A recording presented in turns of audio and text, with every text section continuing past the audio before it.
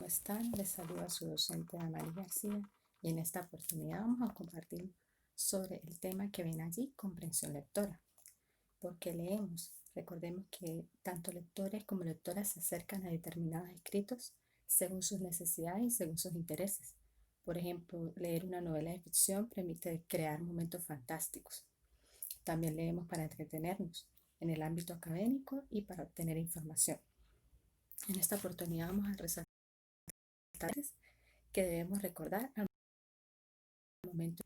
Y antes de iniciar, tenemos ahí una frase que quería compartir con ustedes para interpretarla más adelante, que se llama: la lectura es fundamental para alcanzar competencias necesarias. Ya veremos por qué.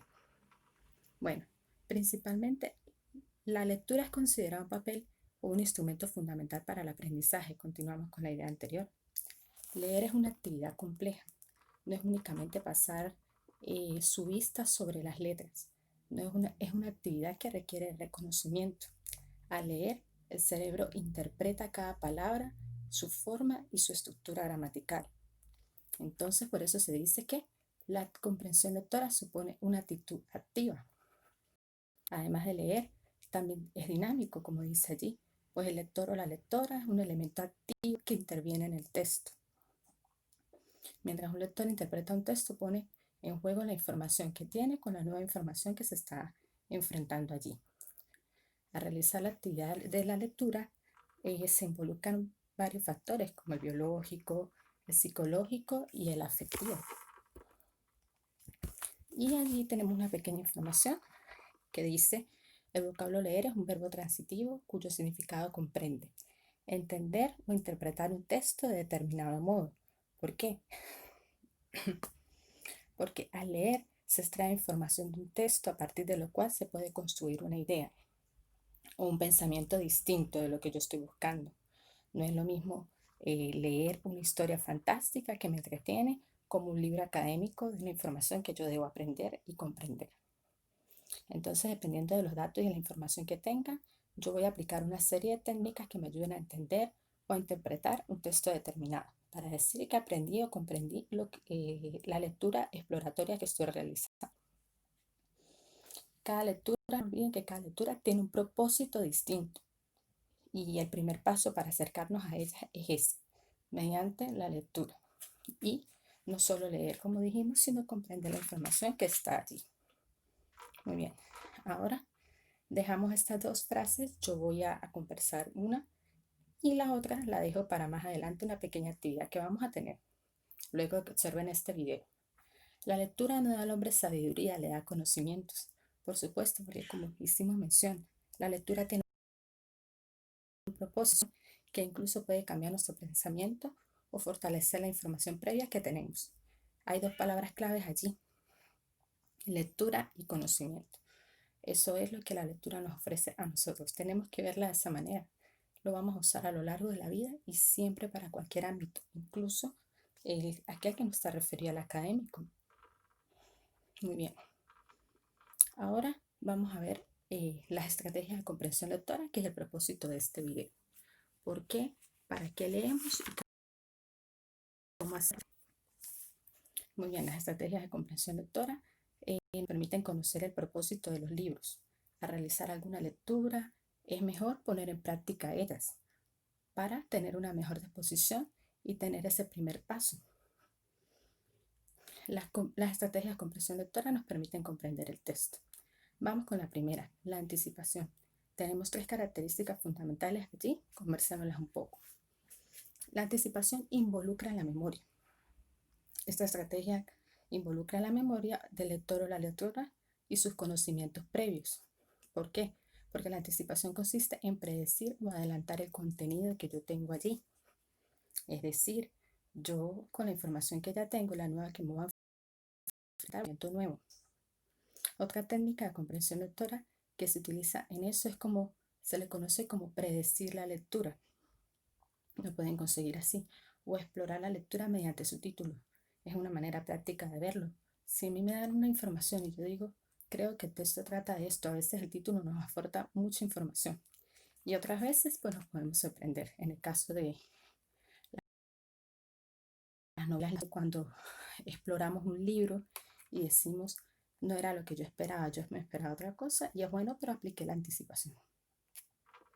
Tenemos una cita de autoridad aquí. Solé, una escritora, nos dice que las estrategias son acciones que son realizadas activamente por el lector antes, durante y después de la lectura. Entonces, muchachos, esta información sería el antes. La anticipación se aplica antes de leer un texto. Como les dije, casi siempre con el título o explorando la introducción. Yo me puedo estar preparada a lo que me voy a enfrentar y sé si tengo sobre el tema o puede ser que me sorprenda y sea información nueva para mí. En eso consiste la técnica. Me anticipo, me medito, trato de predecir o adelantarme. Puede ser que me funcione muy bien para comprender todo el escrito. Vamos con la segunda técnica de comprensión lectora que vamos a utilizar, la inferencia. Nuevamente 3 características fundamentales. Involucra al lector o la lectora. Bueno, la inferencia es una estrategia que involucra aspectos psicológicos del lector y de la lectora, como lo dice allí. Esta estrategia tiene como propósito leer entre líneas. Yo voy a explicar muy bien lo que dice el escrito, pues se trata de captar las ideas que están presentes allí. También hace referencia a la expresión que yo comprendo del escrito.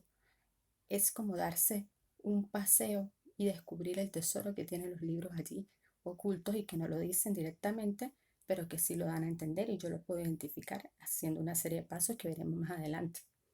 En la inferencia se aplica mucho la identificación de palabras claves, la identificación de la idea principal.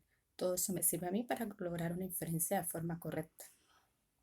Porque acuérdense que a veces las ideas están implícitas y que un escrito puede tener una o varias ideas.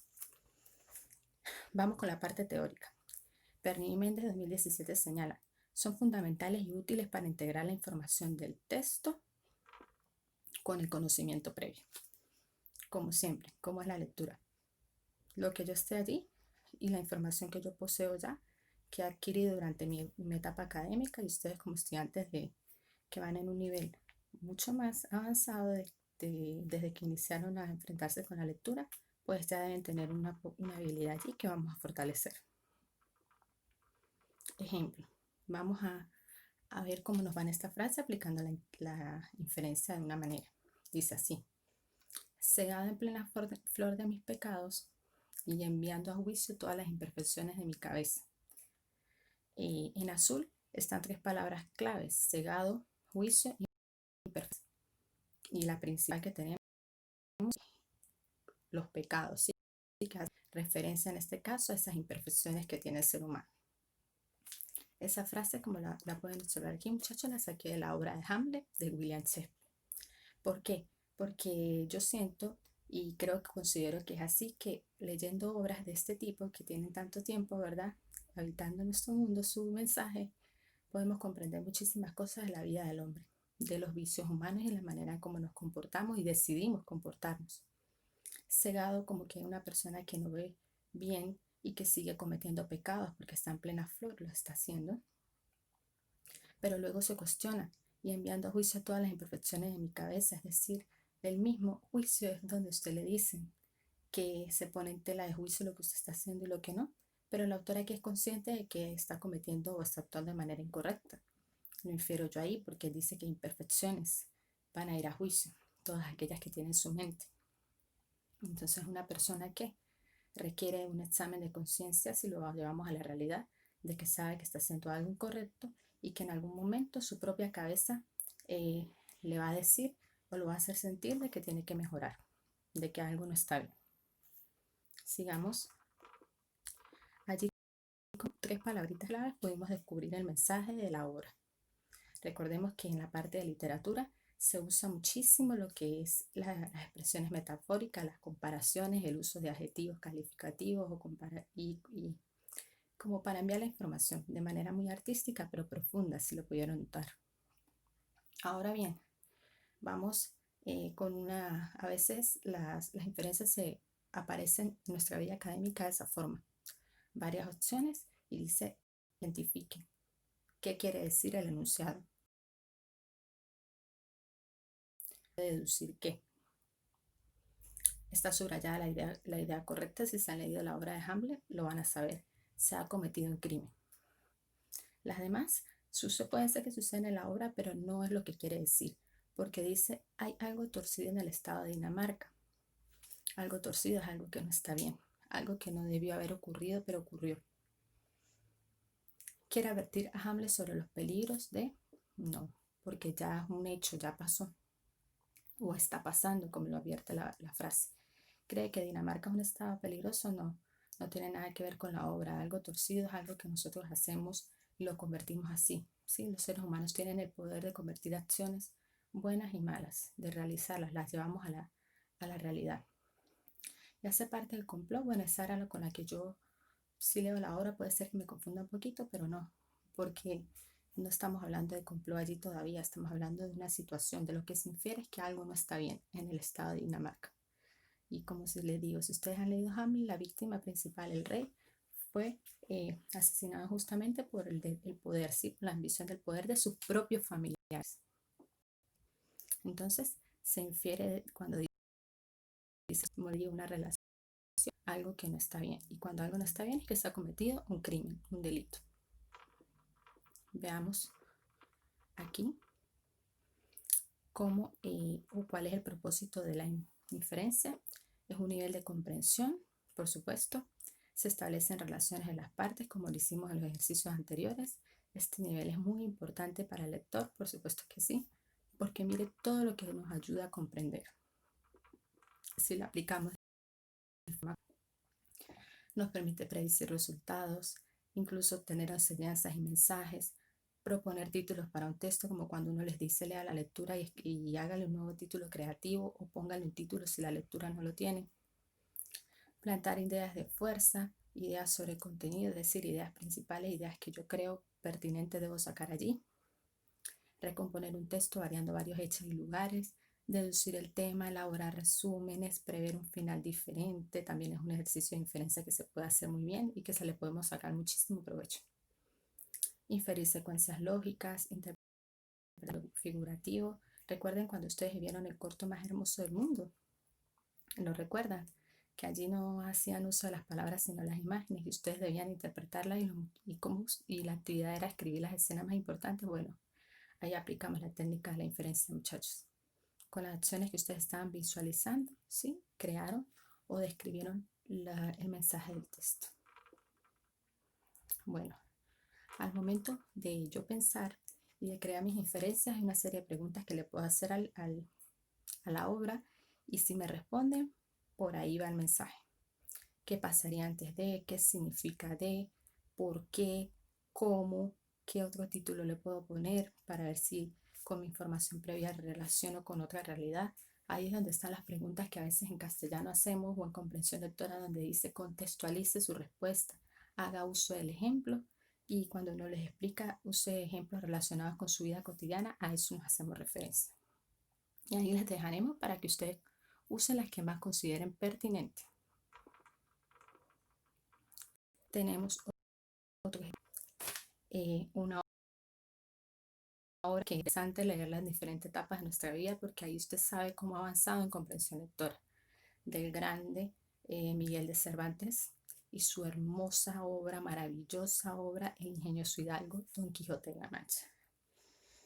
¿Por qué lo digo así? Yo creo que no sé si ustedes han tenido la oportunidad de acercarse a la obra, de ver cortometrajes o de ver incluso algunos mensajes, pero esa obra tiene mucho que sacarle provecho. Entonces, miren unos ejemplos que sacan ahí de la obra, y vamos a ver qué quieren decir.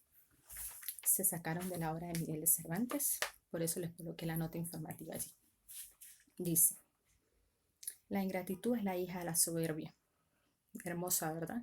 Algo que pasa mucho en nuestra vida diaria. La ingratitud. Si usted es un ingrato, usted es una persona soberbia. Si usted fue ingrato, fue que le falló a alguien que confió en usted y que le dio su mano amiga en momentos que usted siempre lo necesitó. Es hacer una actitud ingrata, no dar lo que recibí.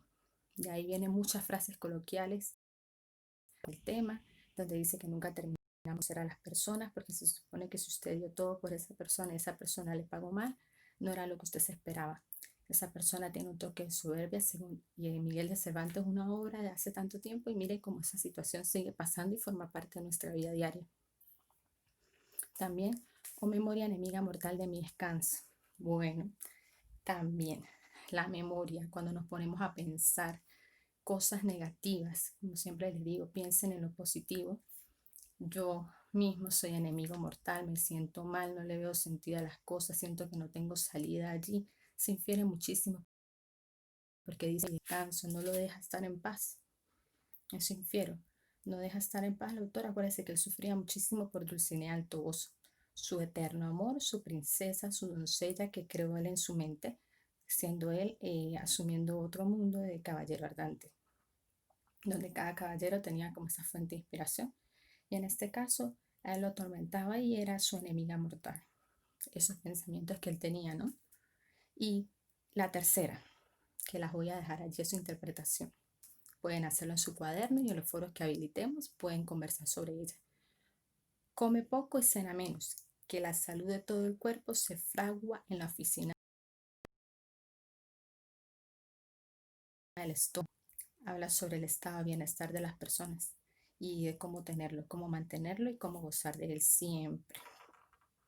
Bueno, muchachos, esa es la inferencia. Yo creo que la inferencia es una de las técnicas más importantes que podemos aplicar en nuestra vida diaria como estudiantes y se logra leyendo bien, buscando ahí entre las palabras. Yo busco a ver qué encuentro y cómo comprendo la información y si ves que todo se relacionaba con información previa que yo ya tenía en mi mente. Ahora vamos con la paráfrasis.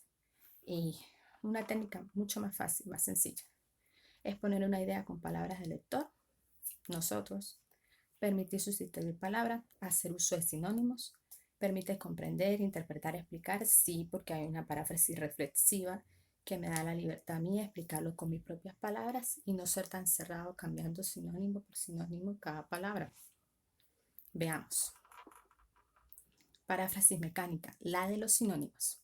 Yo cambio cada palabra por otra igual porque mantiene el mismo estilo de redacción. Por decir, el hogar es hermoso, entonces yo digo, la casa es preciosa.